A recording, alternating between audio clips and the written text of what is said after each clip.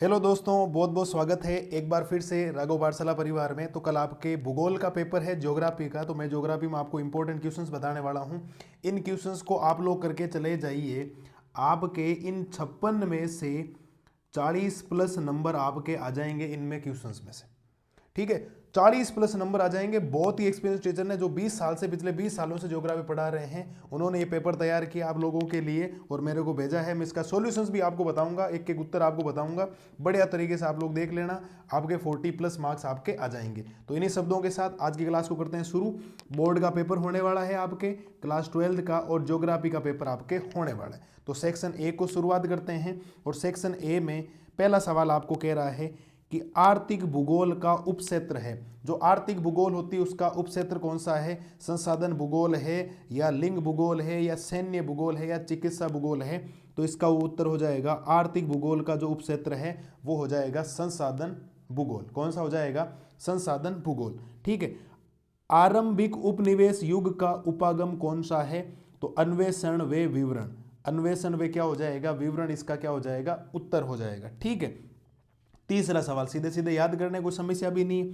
जनसंख्या परिवर्तन का प्रमुख घटक कौन है? जन्म, मृत्यु, प्रवास, या उपयुक्त सभी? तो उपयुक्त सभी हो जाएगा। जनसंख्या परिवर्तन का प्रमुख घटक जन्म भी होता है, मृत्यु भी होता है, प्रवास। आप लोग बाहर चले गए तो भी जनसंख्या परिवर्तन पर निर्भर करता ही है। तो इसका उत्तर हो जाएगा उपयुक्त सभी।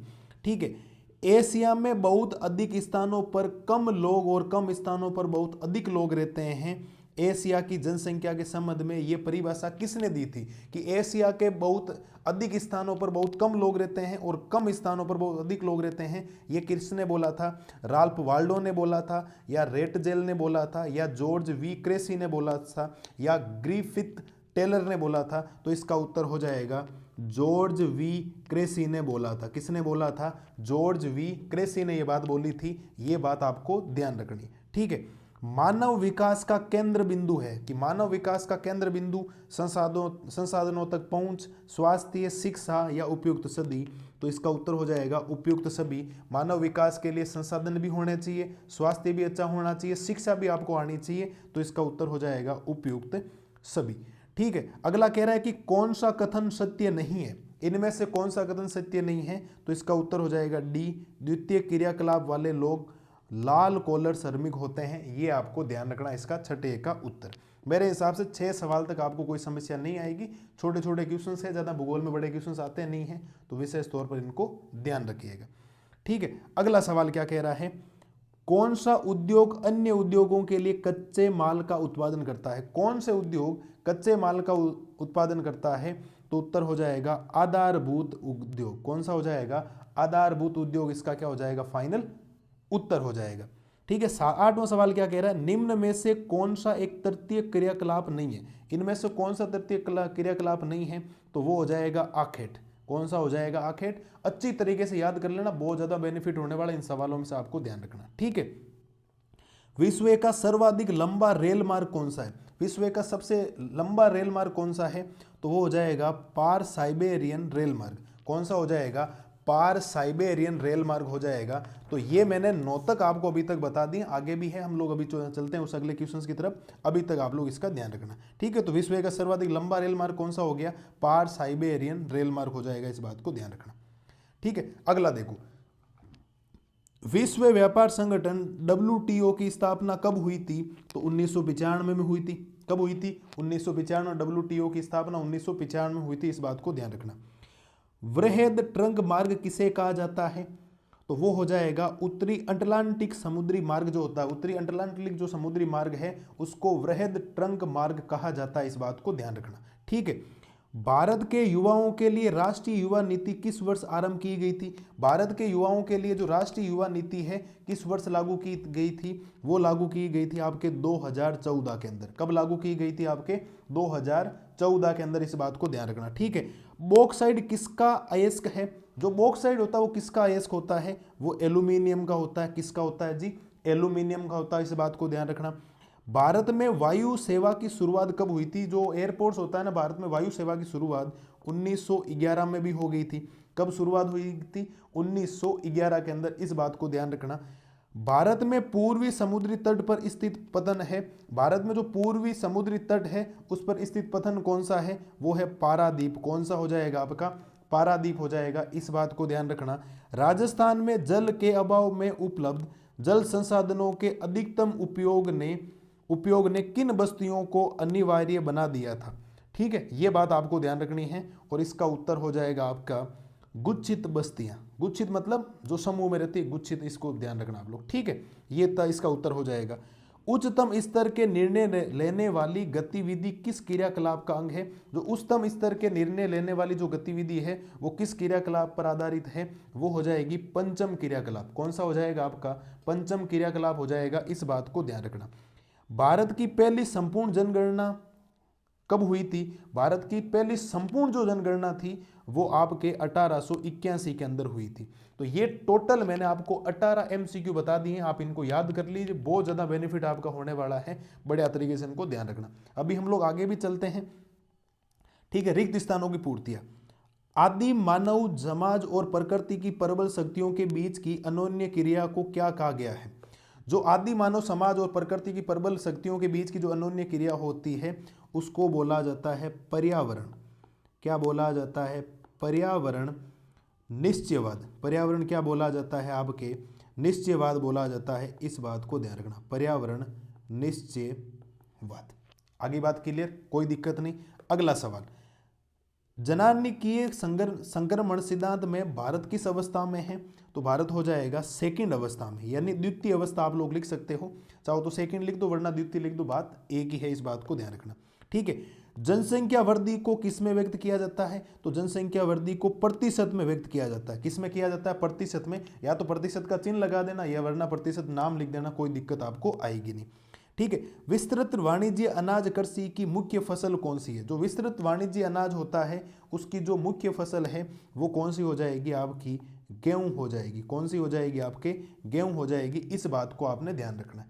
ठीक है, ने वैश्विक संचार तंत्र में वास्तव में क्रांति ला दी थी। ऐसा कौन सा वैश्विक संचार है जो वास्तव में क्रांति ला दी थी? वो है आपका इंटरनेट।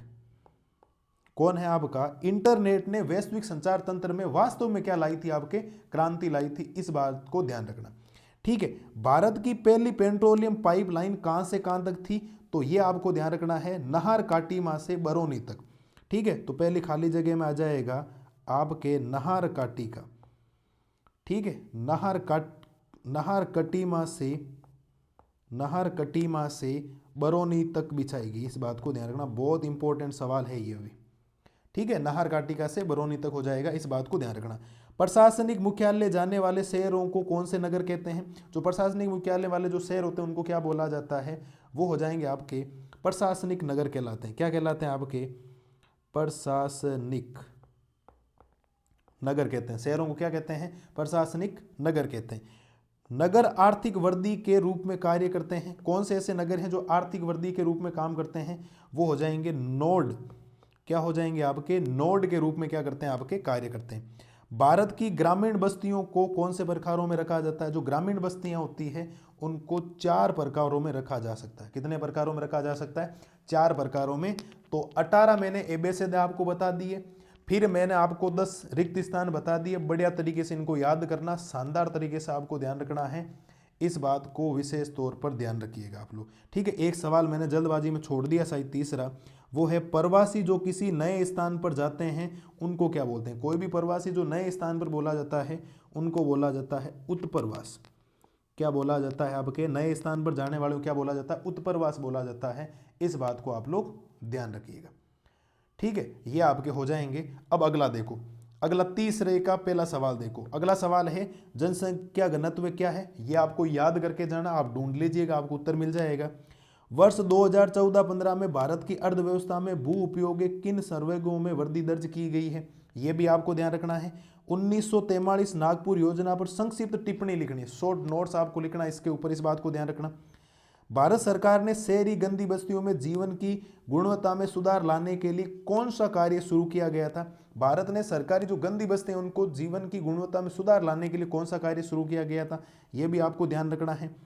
प्रवास को प्रभावित करने वाले 2 कारक लिखने हैं कि प्रवास को प्रभावित करने वाले कौन से कारण होते हैं उनको लिखना है। सशक्तिकरण का क्या अर्थ है? यह भी आपको बताना है। डंपिंग या डंप करना परिभाषा बताइए। इसकी परिभाषा क्या होती है इसको भी आपको बताना है, इस बात को ध्यान रखना। स्क्रीनशॉट वगैरह ले लीजिए और याद कर लीजिए इनको, पूरी रात में आपको उत्तर मिल जाएंगे सुबह इनके। ठीक है, अगला द्वितीयक और तृतीयक क्रियाकलापों में मुख्य अंतर बताइए। 1 नंबर के हिसाब से अंतर बता देना। श्रृंखला भंडार पर संक्षिप्त टिप्पणी लिखिए। श्रृंखला भंडार पर क्या लिखिए? संक्षिप्त टिप्पणी लिखिए। ये आपको तीसरे के 9 सवाल आपको ध्यान रखने। ठीक है, फिर खंड बे की बात करते हैं, उसमें प्रत्येक 1.5 नंबर के सवाल है और 8 नंबर का है। संभववाद पर टिप्पणी लिखिए। भारत में चिकित्सा पर्यटन को बढ़ाने के लिए क्या प्रयास किए जाने चाहिए? साइबर स्पेस इंटरनेट की उपयोगिता समझाइए। सीमावर्ती सड़क पर संक्षिप्त टिप्पणी लिखिए। भारतीय राष्ट्रीय जल नीति 2002 की 3 मुख्य विशेषताएं लिखिए। साझा संपत्ति संसाधन पर टिप्पणी लिखिए। कांडला पतन के विकास एवं उपयोग का परीक्षण कीजिए। भू निम्नीकरण की प्रक्रियाओं को समझाइए। ये आपको विशेष तौर पर जो 1.5 नंबर के क्वेश्चन है अच्छी तरीके से आपको मिल जाएंगे, सीधे सीधे आपको नोट्स में, कोई समस्या आपको नहीं आएगी। अच्छी तरीके से याद कर लेना, आपका काम इजी वे में हो जाएगा। ठीक है, अगला देखिए, आधुनिक बड़े पैमाने पर होने वाले विनिर्माण की 3 विशेषताएं लिखी। इसके अथवा में, अथवा वो दोनों याद करना, ध्यान रखना, सवाल आ सकता है इनमें से। उद्योगों की स्थिति को प्रभावित करने वाले 3 कारकों का वर्णन कीजिए। ये भी आप लोग ध्यान रखिएगा। भारत में बॉक्साइट और तांबा उत्पादन क्षेत्रों के नाम लिखने हैं और भारत के अब्रक और पेट्रोलियम उत्पादन क्षेत्रों के नाम लिखिए। 3-3 नंबर के सवाल आते हैं, सेक्शन सी और सेक्शन डी में 4 नंबर का, तो इनको अच्छी तरीके से आप लोग ध्यान रखिएगा। ठीक है, सुख का संभावित क्षेत्र विकास कार्यक्रम का विश्लेषणात्मक अध्ययन कीजिए। सतत पोषणीय विकास को बढ़ावा देने के लिए 3 उपाय भी आपको बताने हैं, इस बात को ध्यान रखना आप लोग। 3 उपाय कौन से हो सकते हैं वो भी आप लोग बताइएगा। ठीक है, 14 नंबर सवाल हो गया। फिर सेक्शन डी की बात करते हैं। आदिकालीन निर्वाह कृषि की व्याख्या कीजिए या विस्तृत वाणिज्य अनाज कृषि की विवेचना कीजिए। यह भी आपको ध्यान रखना है। ज्वार एवं बाजरा की भौगोलिक परिस्थितियों एवं उत्पादन क्षेत्रों का वर्णन कीजिए या सतत कृषि के लिए राष्ट्रीय मिशन एवं भारत के किसान पोर्टल का वर्णन कीजिए। यह भी आपको ध्यान रखना है। दिए गए विश्व रेखा के मानचित्र निम्न को प्रदर्शित करना है। शिकागो, पेरिस, अर्जेंटीना और सिडनी को आपको प्रदर्शित करना है। दिए गए भारत के रेखा मानचित्र निम्न को प्रदर्शित। अब देखो, आपको विश्व भारत का नक्शा आना चाहिए, मतलब आना चाहिए। मथुरा, डिगबोई, अंकलेश्वर और सिंगरौली, ये आपको ध्यान रखना है। तो मैंने मेरी तरफ से आपको अच्छी तरीके से जो इंपॉर्टेंट क्वेश्चंस थे सर को पूछकर उनसे बता दिए हैं। ठीक है, दिलीप जी सर हैं हमारे, उन्होंने 20 साल तक पढ़ाई करवाई है बच्चों को, 20 साल का एक्सपीरियंस है। दिलीप सिंह है, उन्होंने बहुत शानदार तरीके से पेपर बनाए, इनमें से पेपर छपने वाले हैं और सभी को ऑल द बेस्ट मेरी तरफ से और मेरी टीम की तरफ से, प्लस दिलीप जी सर की तरफ से सभी को ऑल द बेस्ट। अगर आप लोग ये पेपर कर लेते हो तो 56 में से आपके 40 प्लस नंबर आ जाएंगे। आप लोग इसको अच्छी तरीके से कर लीजिए। तो इन्हीं शब्दों के साथ क्लास को करते हैं खत्म। मस्त रहिए, स्वस्थ रहिए, अच्छी तरीके से इन क्वेश्चंस को याद कर लीजिए।